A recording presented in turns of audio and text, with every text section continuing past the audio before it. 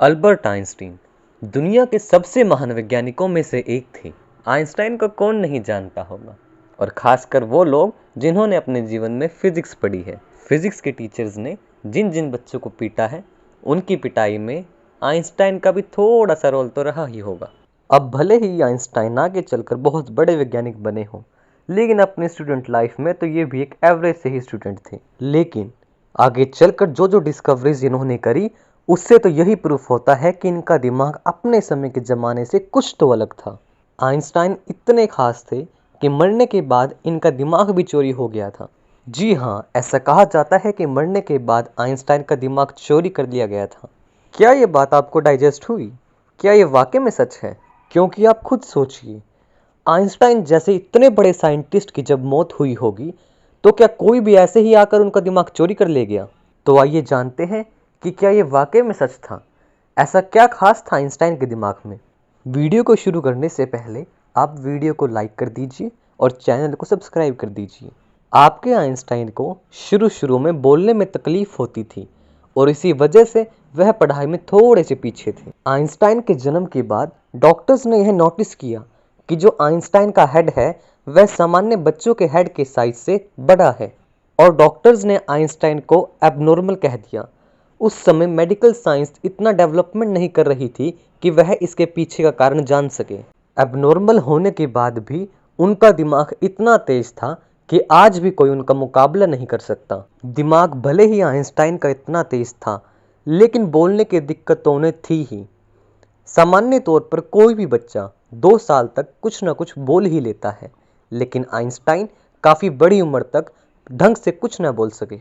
4 साल की उम्र में आइंस्टाइन ने बोलना तो शुरू किया, लेकिन वह भी रुक रुक कर और बहुत थोड़ा, आधा अधूरा बोलते और चुप ही रहते। जब आइंस्टाइन 9 साल के थे तो वह अपने माता पिता के साथ डाइनिंग टेबल पर खाना खा रहे थे। सूप गर्म होगा, तो आइंस्टाइन ने झट से बोल दिया कि आज सूप बहुत गर्म है। यह सुनकर आइंस्टाइन के माता पिता को खुशी तो जरूर हुई, लेकिन खुशी से पहले वह हैरान हुए, क्योंकि जिस बच्चे को बोलने में तकलीफ होती थी वह एकदम से इतना साफ कैसे बोल सकता है। और जब आइंस्टाइन के पेरेंट्स ने आइंस्टाइन से पूछा कि तुम अभी तक बोलते क्यों नहीं थे, तो आइंस्टाइन ने पता क्या कहा?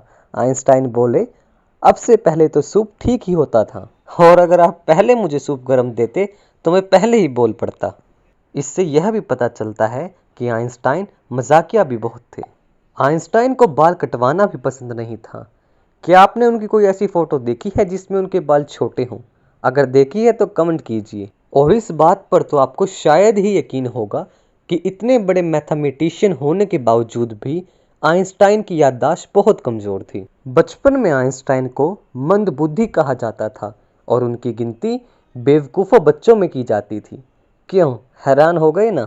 दोस्तों, अगर आपके आसपास भी कोई ऐसा बच्चा है जो पढ़ने में ज़रा कमज़ोर हो, तो उसका ध्यान रखा करो। क्या पता आगे चलकर वह भी कोई नया आइंस्टाइन बने। आइंस्टाइन के टीचर्स आइंस्टाइन को बिल्कुल पसंद नहीं करते थे। करते तो आज के स्टूडेंट्स भी नहीं है। खैर छोड़िए।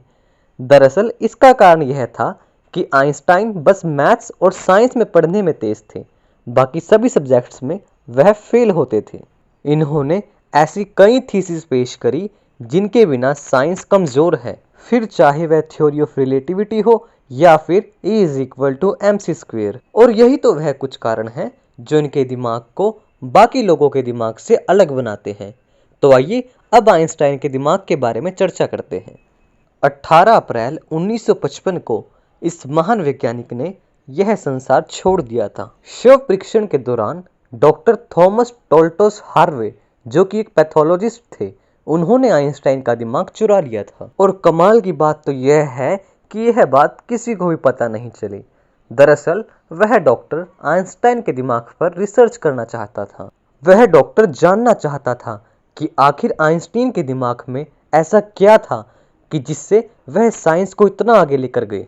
वह जानना चाहते थे कि आखिर आइंस्टाइन की इंटेलिजेंस का क्या राज है, और इसी वजह से उस डॉक्टर ने आइंस्टाइन का दिमाग चुरा लिया था। हालांकि उनकी इस हरकत के बाद उन्हें अपनी नौकरी से हाथ धोना पड़ा, लेकिन उन्होंने फिर भी यह वादा किया कि वह उनके दिमाग के बारे में पता लगाकर ही रहेंगे, जिससे आने वाली साइंस को और मदद हो सके। लेकिन परमिशन न मिलने की वजह से आइंस्टीन का दिमाग एक जार में कैद रहा। लेकिन सन 1975 में आइंस्टाइन के बेटे हैंस से परमिशन मिलने के बाद डॉक्टर ने अपनी रिसर्च फिर से शुरू कर दी। डॉक्टर्स ने सबसे पहले यह पाया कि उनके दिमाग का वजन 1230 ग्राम था, जो कि सामान्य दिमाग के वजन से कम था। सामान्य दिमाग का वजन लगभग 1400 ग्राम होता है। इसके बाद डॉक्टर हार्वे ने आइंस्टाइन के दिमाग के लगभग 240 सैंपल्स अलग अलग साइंटिस्ट को भेजे और उन्हें यह पता लगा कि आइंस्टाइन के दिमाग में जो सेल्स हैं वह सामान्य दिमाग के सेल्स से ज़्यादा हैं, और यह भी पाया कि उनके दिमाग में जो सेरिब्रल कॉर्टेक्स था वह सामान्य दिमाग से अलग था। सेरिब्रल कॉर्टेक्स दिमाग का एक इम्पोर्टेंट हिस्सा होता है और शायद यही एक वजह थी जिससे वह अन्य लोगों से अलग सोचते थे। आइंस्टीन हमेशा कहते थे कि मेरे अंदर कोई खास चीज़ तो नहीं है, लेकिन हाँ, किसी चीज़ को जानने की उत्सुकता मेरे अंदर दूसरों से अधिक है। आशा करते हैं कि आपको यह जानकारी पसंद आई होगी और आपको कुछ नया जानने का मौका मिला होगा। तो चैनल को सब्सक्राइब कर दीजिए और वीडियो को लाइक कर दीजिए। धन्यवाद।